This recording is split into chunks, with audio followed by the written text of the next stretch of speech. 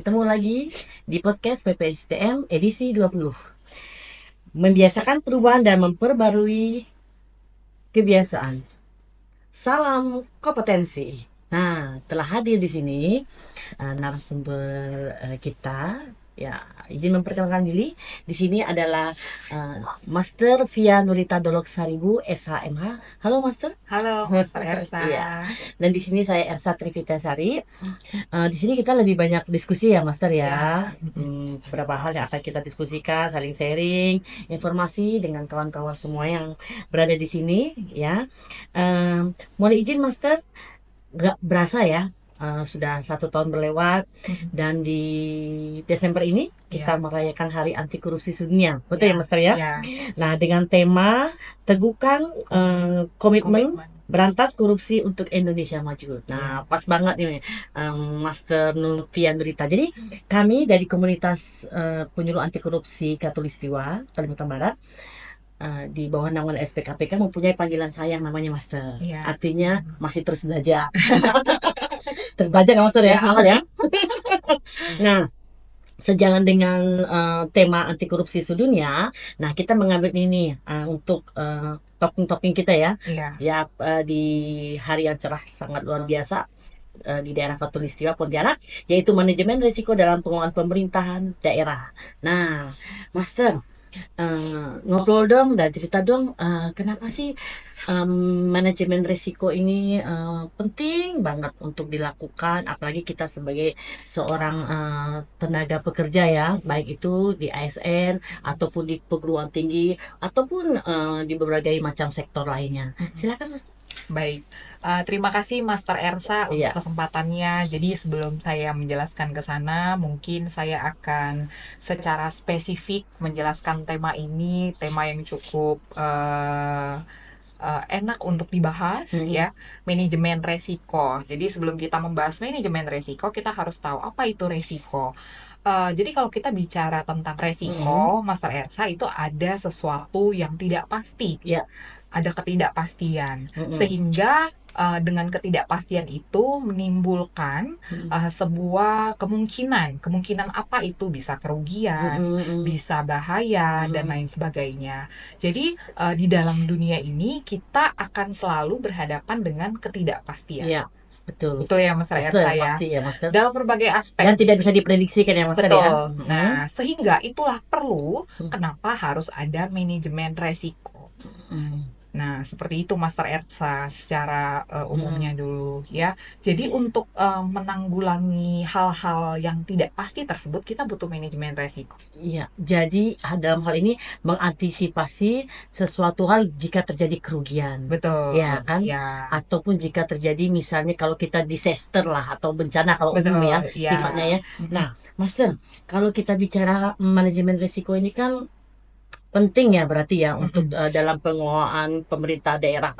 Nah, Master sendiri melihat kondisi saat sekarang nih bagaimana nih dalam manajemen risiko di suatu pemerintahan daerah nih, melihat progresnya saat sekarang, apalagi kan kalau kita melihat mungkin efek dari global index corruption kita ya, Master ya, yang mengalami penurunan lah ya, mengalami degradasi di sini. Nah, bisa Master lihat bagaimana manajemen risiko, apa penerapannya, kok sampai peningkatan itu masih terus dilakukan, malahan mengalami penurunan dari 38 menjadi 34, Master. Oke. Jadi Master Ersa, fenomena korupsi yang sangat kompleks di Indonesia hari-hari belakangan ini itu bisa kita lihat dari berbagai aspek kehidupan, Master Ersa. Jadi kita lihat akibat dari korupsi itu kan dia mengakibatkan pembangunan ekonomi terhambat, ya, bahkan merusak integrasi atau integritas institusi dan lain sebagainya. Nah, tadi Master Ersa menyinggung sedikit KPI, ada stagnansi. Skornya kalau saya tidak salah dari Transparansi Internasional di 2022 34. kemudian di 2023 sama 34. Sama, iya. Cuman peringkatnya Iya, turun. turun. Sebelumnya Ya. kita sempat 38 ya, Master ya. Peringkatnya dari 2022 itu kita di 110. Iya, sekarang 115. 15. Mm. Jadi walaupun skornya sama, Sama, tapi ternyata dia ada penurunan. Nah, ini kan ada hal yang perlu diperhatikan dari negara, khususnya pemerintah daerah. Ya, ada apa sebenarnya ada penurunan posisi dibandingkan dengan negara lain gitu ya. Kalau kita mau bicara tentang KPI, bahwa sebenarnya belum ada perbaikan yang terlalu konkret sehingga ada penurunan angka itu gitu. Nah, untuk itulah mungkin dari Pemda dalam hal ini perlu melihat dalam tingkat manajemen resiko, tingkat pimpinan pelaksana bisa melakukan penemuan atau analisis sistematis tentang kerugian, ya khususnya anggaran negara yang berhubungan dengan pemerintah daerah. Seperti itu, Master Ersa. Iya, kalau tadi kan kita mengupas ya, Master ya, memang kalau namanya korupsi tadi kan salah satunya multisektor ya, berdampak berbagai macam multisektor yang sudah ada kan ya. Nah, mungkin ada beberapa hal Master yang bisa kita lakukan ya, langkah-langkah konkret ya dalam, karena nggak semua nih memahami kan manajemen risiko dalam pengelolaan pemerintah daerah. Sementara perencanaan kan memang sudah dibuat sangat indah ya, ya kan, sangat indah banget. Untuk terjadi beberapa hal kecurangan juga udah diminimalisir gitu. Tapi faktanya tetap ada aja penemuan ataupun malah OTT dan sebagainya. Nah, di sini bisa kita apa ya sampaikan ya, Master ya. Gimana sih kalau perencanaan dengan udah supaya meminimkan manajemen risiko, tapi masih saja ada hal-hal yang terkait, mungkin salah satunya di 7 tindak pidana korupsi tipikal di situ. Ya, silakan. Baik, Master Ersa, jadi terkait dengan apa yang harus dilakukan pemerintah daerah seperti itu ya, kita mengacu kepada manajemen risiko pembangunan nasional. Tahun lalu, kalau saya tidak salah, ada peraturan Presiden nomor 39 tahun 2023 itu dikeluarkan tentang manajemen risiko pembangunan nasional. Nah, ini sangat bagus terhadap Pepres ini ya, di mana mengatur manajemen resiko yang terintegrasi supaya baik itu kementerian, lembaga, pemerintah daerah, kabupaten, kota ataupun badan usaha itu bisa mencapai target tujuannya. Nah, hal-hal apa yang harus dilakukan? Sebenarnya banyak ya, sudah berprogres sebenarnya sudah dilakukan oleh baik itu Pemda, kabupaten, kota, contohnya akuntabilitas, pembangunan sistem yang baik dan lain sebagainya, cuman belum maksimal. Nah, untuk itu langkah konkretnya apa sebenarnya? Ada beberapa step, Master Ersa. Salah satunya adalah kebijakan, lalu harus ada evaluasi. Nah, dari KPK itu sendiri kan sudah melakukan SPI ya, Master ya. Nah, SPI itu kita dapat loh. Dapat ya kemarin ya. Dapat terus.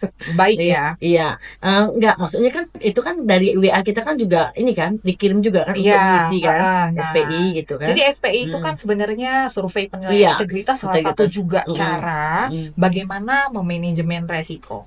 Jadi yang disurvei itu kan bukan hanya pemerintah daerah ataupun kabupaten kota, tapi pengguna layanan atau jasa.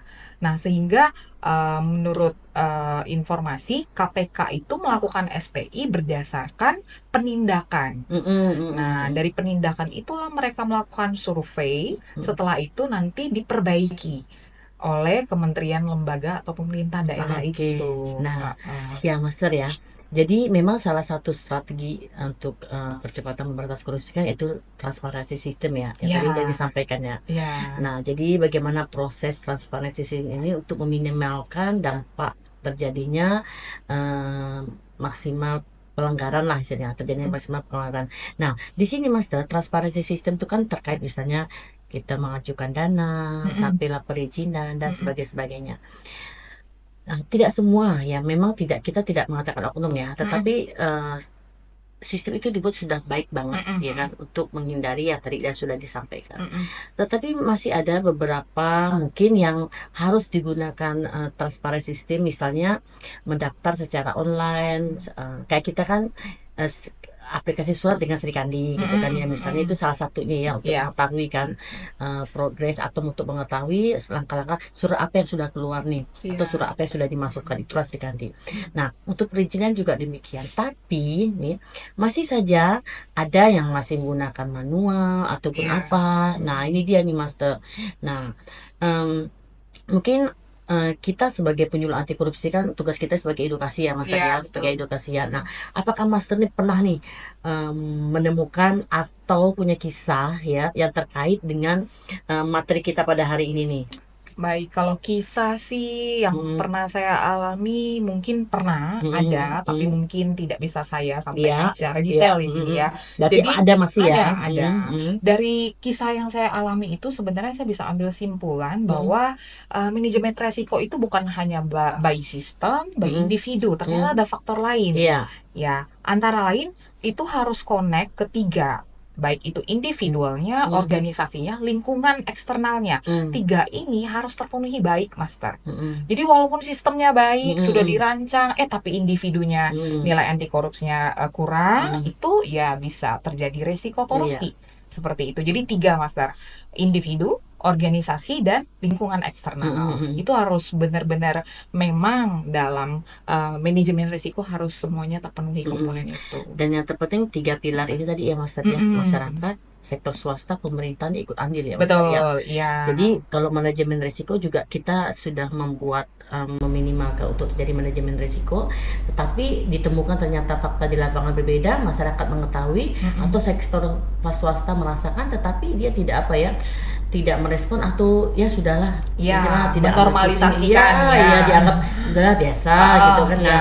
makanya ya tadi seperti yang kita diskusikan dari awal Master, ya untuk indeks korupsi kita juga ya tadi mungkin sama tapi malah makin menurun atau makin mengalami penurunan. Nah, Ya. ya itu ya Master Mm-mm. ya. Nah, Master trik-triknya nih bagaimana nih misalnya kalau dalam dunia bekerja nih kita sudah membuat perencanaan dengan baik untuk Mm-mm. meminimalkan manajemen risiko di suatu pekerjaan kita. Tetapi masih ada saja yang memang intinya ya bandel gitu atau Mm-mm.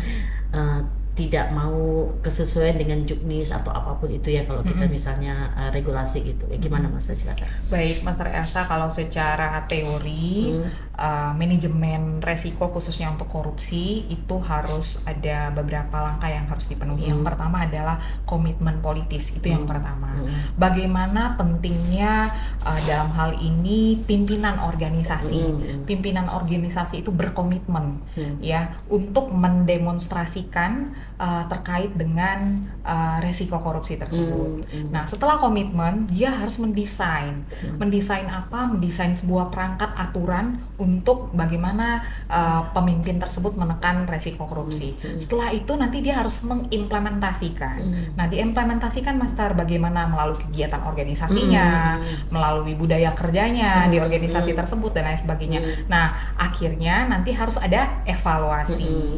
Dan pemimpinnya sebagai contoh ya Mas ya. Betul, ada Jangan, apa ya role model ya jangan dia memberikan contoh, maksudnya memberikan kebijakan, kebijakan, tetapi dia sendiri yang melanggar ya, ya kan ya. Nah, tadi kita kan memang kalau kita bicara evaluasi ini memang menjadi PR besar semua ya kan, baik itu di setiap kegiatan ataupun apapun yang akan kita lakukan yang masih ada semacam evaluasi. Nah, Master, kan banyak nih berbagai macam evaluasi salah satunya kan misalnya dengan kuesioner, ya, dengan apapun itu ya Master ya. Nah, kalau di dalam pengelola pemerintahan daerah kan pada intinya evaluasi itu dilakukan untuk mengetahui nih layak nggak, betul, akuntabilitas nggak, ya ya, kan ya, tersampai nggak, ya kan itu semua ya kan Master. Nah, tapi terkadang evaluasi juga itu dibuat hanya semata untuk syarat, untuk bagaimana ya udah yang penting ini sudah terlaksana, sudah terrealisasi, sehingga untuk pencapaiannya sampai nggak tepat sasaran nggak nih, ya kan ya, sudah sesuai. Sementara kalau kita tahu manajemen risiko kan dari awal sampai proses akhirnya kan harus sesuai dengan aturan atau regulasinya. Nah, ya, Master menanggapi evaluasi seperti itu tuh Master. Sementara ya sudah yang penting sudah dilaksanakan, ini syarat udah sampai gitu, sehingga tidak heran kinerja atau pencapaian yang diharapkan suatu kegiatan itu tidak maksimal pada akhirnya, gitu, jatuhnya mubazir gitu ya. ya. Baik, Master Ersa. Jadi Mm-mm. kalau untuk bicara soal manajemen resiko khususnya untuk korupsi, Mm-mm. bukan hanya stop di evaluasi. Mm-mm. Tapi setelah ada evaluasi itu, maka harus ada perubahan, Iya, peningkatan langkah-langkah. kapasitas. Nah, itu nanti akan terintegrasi kembali lagi komitmen. Bagaimana, apakah dia akan berkomitmen kembali di awal dengan aturannya. Nah, itu bukan hanya stop di evaluasi, hanya sekedar kertas dan lain sebagainya. Hmm. Itu harus dilakukan peningkatan Iya. kompetensi atau apa itu kapasitas dan perubahan. Mm-mm. Gitu sih, Seperti Master. kita di awal ya, masa salam kompetensi. Iya, Iya. meningkatkan apa Iya. yang kurang Mm-mm. ditambahkan gitu ya. Mm-mm. Mm-mm. Perbaikan harus ada Iya, iya. perubahan. Bagi kan mengingat tadi kembali ke awalnya secara teoritis kan kalau kita lihat kan memang hal itu kan memang karena perilaku, karena keinginan ya kalau kita mengadopsi dari beberapa teoritis tentang ini dan juga kadang-kadang manajemen konflik ini kan karena konflik kepentingan ya kan sehingga mereka yang berkuasa menggunakan kekuasaan kepada mereka yang tidak berkuasa itu kan Master.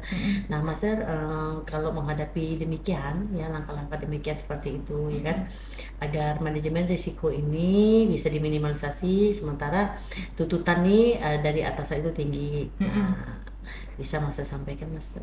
Kalau di kampus biasanya Master ditemukan seperti itu bagaimana? Misalnya salah satu contohnya kalau itu di pemerintahan daerah itu bagaimana? Baik, kalau saya tidak Bisa sambil kopi ya Master? Iya, Ya, iya, iya, silakan ya. Master. Iya. Kalau saya lebih kepada individu saya dulu. Mm-mm. Bagaimana ketika saya mendapatkan perlakuan yang tadi seperti Master Ersa katakan, saya akan melihat bagaimana diri saya sendiri dulu, baik itu nilai, sikap, perilaku, budaya anti korupsi dari kita dulu, Master. Baru nanti akan tersebar kepada lingkungan kerja, bahkan sampai kepada organisasi.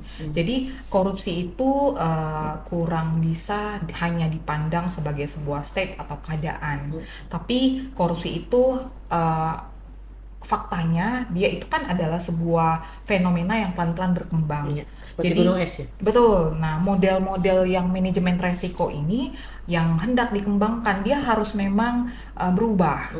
Karena tadi korupsi tidak ataupun dalam manajemen resiko ini tidak stagnan.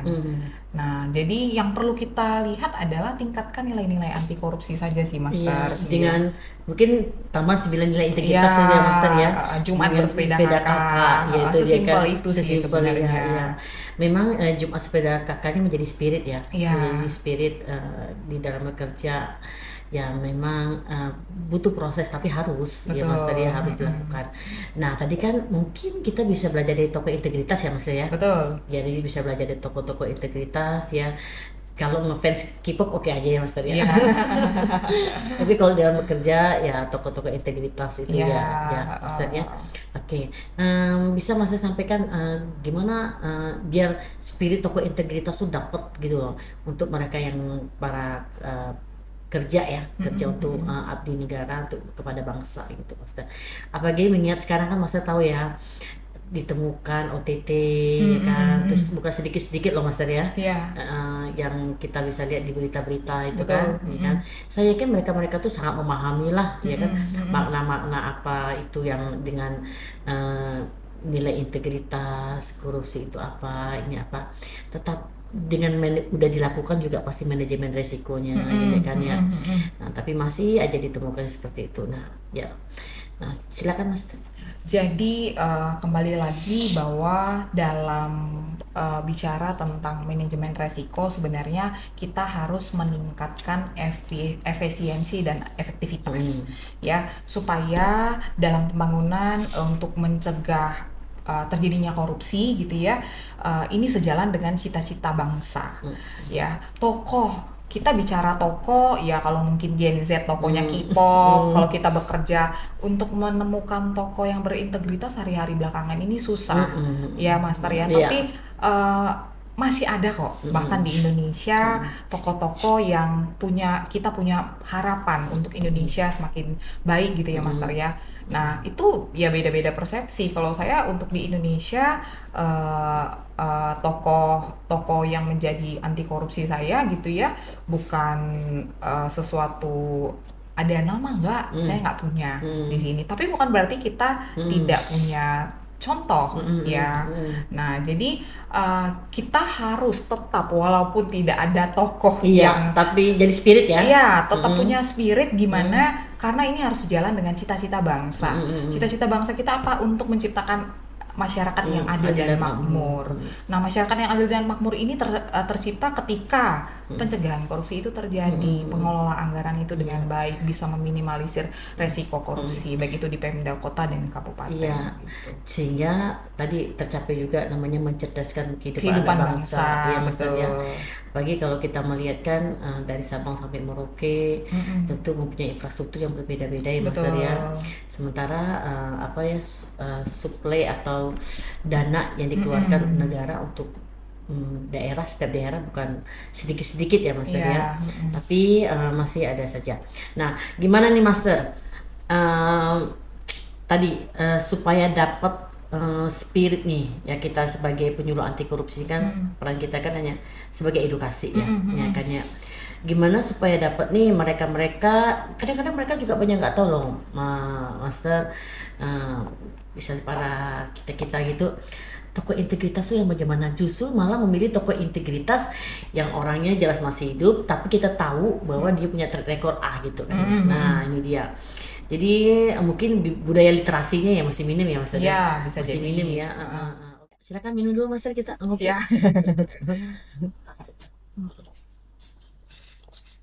Nah, nyambung lagi tuh Master. Memang budaya literasi ya salah satu penghambat. Iya, penghambat juga, dan salah satu harus ada rasa ingin tahu yang tinggi. Iya. Coba Master, kalau kita lihat ya sekarang banyak justru di antara kita ya jarang sudah membuka TV, lebih banyak membuka YouTube. Padahal kalau kita bicara update, itu adalah update-nya kan di TV Master. Sehingga berita-berita yang memang up to date itu minim sekali. Nah, terus budaya juga membaca. Nah, coba kita ke Gramedia, kita lihat, tanya berapa banyak yang rajin membeli buku. Iya. Tidak, ya kan ya. Iya kan. Oke, silakan Master. Jadi itu tadi terkait dengan tokoh ya. Memang fenomena yang terjadi belakangan ini Master, minimnya budaya literasi ya, budaya membaca. Nah, ini akibat kekurang ingin tahuan ya para masyarakat mungkin, atau teman-teman dari mahasiswa ataupun masyarakat pada umumnya kurang budaya membaca ya. Itu kan kalau dalam angka kan padahal membaca tuh jendela dunia ya. Betul ya. Nah, sementara yang tadi kata Master lebih tertarik dengan misalnya YouTube dan lain sebagainya. Nah, karena minimnya literasi tersebut sehingga tokoh-tokoh integritas pun kurang terekspos seperti itu. Sehingga tidak ada role model kalau di Indonesia seperti itu, Master. Jadi bukan berarti nggak ada tokohnya, ada. Cuman karena tidak terekspos, apalagi dengan minim literasi. Minim info ya. Betul. Budaya membacanya. Betul. Ya Master ya. Iya. Nah, Master, kita kembali lagi di dalam pengelolaan pemerintah daerah di sini, yaitu manajemen risiko ya di sini kan. Kalau untuk pengecekan atau untuk semacam ketaatan misalnya suatu institusi kan ada inspektorat, kan ada PPK, ada KPK, kan ya, ada kejaksaan juga, ada kepolisian juga, ya kan. Jadi semua mata ini kan ada ya, ya. Betul. Di dalam kita bekerja nih di dalam suatu pemerintahan daerah nih. Nah, jadi manajemen bagaimana nih Master, ya kan, agar memang manajemen resiko ini nih benar-benar terrealisasi, tepat sasaran, ya kan, tepat penggunaannya, ya kan, dan tepat ke penggunaannya pemainnya, dan tepat efisiensi dan efektifnya. Oke. Jadi Master Ersa, strategi dalam pemerintah daerah, organisasi apapun itu harus dipandu dengan nilai-nilai etis anti korupsi. Jadi itu bisa menjadi rule atau bisa menjadi barometer dari semua instansi. Ya, walaupun mata tertuju semua, baik itu KPK, inspektorat dan lain sebagainya, ketika sebuah organisasi atau pemerintah daerah berpacu atau berpandu oleh nilai-nilai etis anti korupsi, saya rasa aman ya. Nah, kemudian resiko korupsi itu harus difungsikan sebagai sebuah penetapan tujuan sasaran strategis organisasi atau pemerintah daerah. Dan mungkin ada reward juga ya Master ya. Iya, bisa. Nah, Jadi itu menjadi batu loncatan atau semangat teman-teman ya iya, untuk iya. menuju kepada nilai-nilai etis anti korupsi tadi, reward. Mm. Kemudian organisasi itu juga ataupun pemerintah daerah itu juga harus bahkan mengimplementasikan ya suatu program yang bagaimana tadi mengupayakan untuk bagaimana terwujud nilai-nilai etis anti korupsi itu, Master. Iya, Seperti iya. itu. Iya.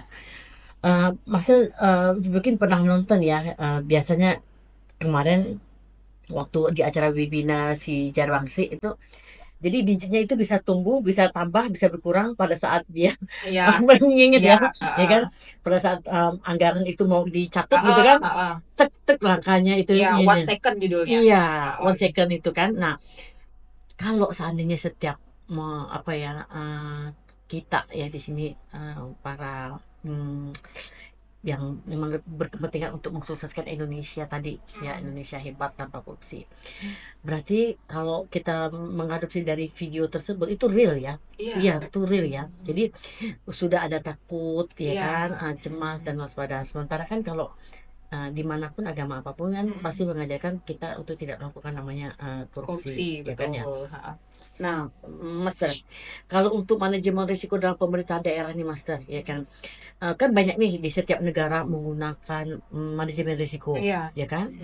Justru malahan tidak usah disebutkan, sudah bagian terpatri di dalam dirinya nih, Iya. ya kan, untuk manajemen risiko nih kan ya. Nah, Master, mungkin kita bisa belajar dari beberapa negara ya, Master. Nah, Master silakan sampaikan salah satu contoh ya negara yang kita bisa adopsi nih dalam memaksimalkan manajemen risiko di pengelolaan pemerintahan daerahnya. Silakan, Baik. Master. Negara-negara yang bisa menjadi role model kita gitu Iya, ya. iya. Contohnya ya negara-negara yang punya peringkat 3 besar itu, Master. Finlandia, New Zealand dan lain sebagainya. Bagaimana sih bisa mereka memanajemen resiko korupsi itu dari nilai-nilai anti korupsi dulu, dari budaya masyarakatnya. Gitu, Master. Mungkin kita bisa belajar dari Jepang budaya malu ya, Master. Bisa. Ya. Kalau di New Zealand itu ya, Master, ada budaya itu pernah dilakukan survei, Master.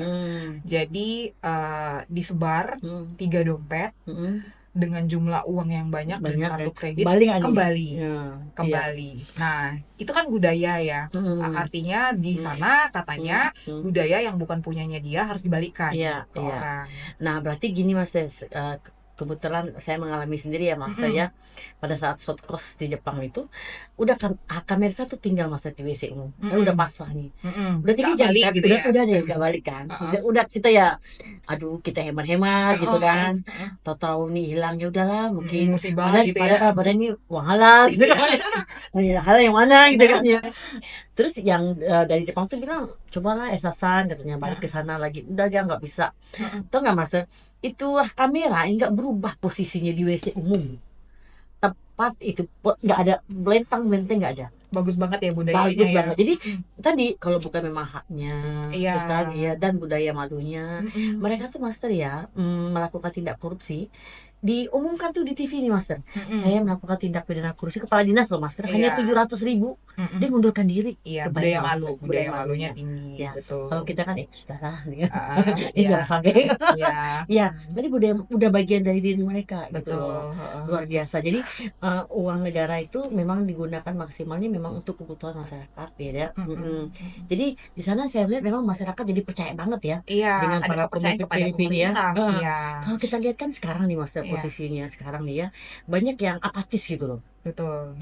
Paling udahlah, sama aja lah, ya kan. Malah ya, Master, ya, tingkat untuk partisipasi di dalam mencoblos juga sekarang itu minim, kecil. Dengan alasan salah satunya kan nggak dikasih. Betul. Nggak dikasih. Beda pada saat waktu anggota dewan kemarin ya. Betul. Banyak banget. Nah, beda yang mungkin ini perlu menjadikan manajemen risiko juga nih, Master, di dalam pemilihan. Ya, oke, ya. Jadi kalau terkait dengan manajemen risiko korupsi ya, masyarakat menormalisasi itu gitu ya. Yang wajar. Itu karena kecenderungan sering terjadi. Akhirnya masyarakat ada di titik jenuh, ya kan?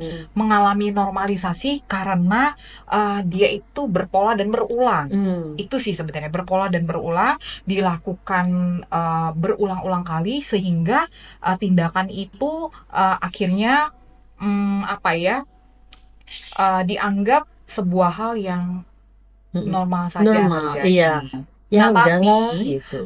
kita harus tetap Mm. berupaya Ya, komitmen. mengkampanyekan. Mm. Masyarakat tuh harus punya harapan Mm-mm. bahwa Indonesia ini akan berubah di kemudian hari, tapi Mm. mulai dari diri kita sendiri. Mm. Itu sih, Master. Ya, itu tadi Master ya, kalau kita bicara strategi kan salah satunya yang kita lakukan saat sekarang ya. Dan kita Iya, juga nggak bisa kan Master, kita ngomong doang gitu kan, tapi betul, respon masyarakatnya minim, betul. respon swastanya minim, atau Mm-mm, ASN itu minim. Nah, mm-mm, gimana nih Master, mungkin trik dan langkahnya nih Master, supaya mereka tuh apa ya, komitmen gitu loh, mm-mm, menjalankan peran dan fungsinya mm-mm, sesuai dengan regulasi, sesuai dengan aturan ya mm-mm, yang berlaku, mm-mm, dengan manajemen risiko yang sudah dibuat dari segi awal mm-mm, perencanaan sampai implementasinya, sampai evaluasinya, sampailah terakhir itu adalah mungkin feedbacknya ya. betul. Nah itu dia, Mm-mm. silakan Mas.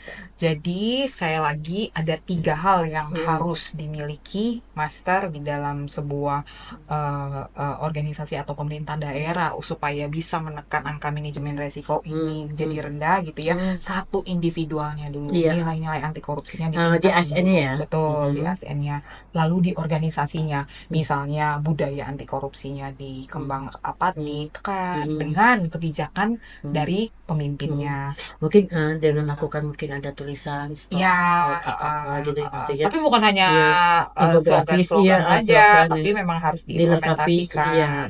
Nah, kemudian yang ketiga, lingkungan eksternalnya. Mm-mm. Jangan sampai manusianya sudah baik, organisasi budayanya sudah baik, tapi lingkungan eksternalnya, faktor lain, misalnya Mm-mm. sosial, politik, ekonomi, Mm. ya kan? Nah, Mm-mm. ini yang tiga-tiganya tadi saya bilang, ini komponen harus 3, Iya. supaya ketika ini lengkap, Master, itu manajemen resiko korupsi akan Mm.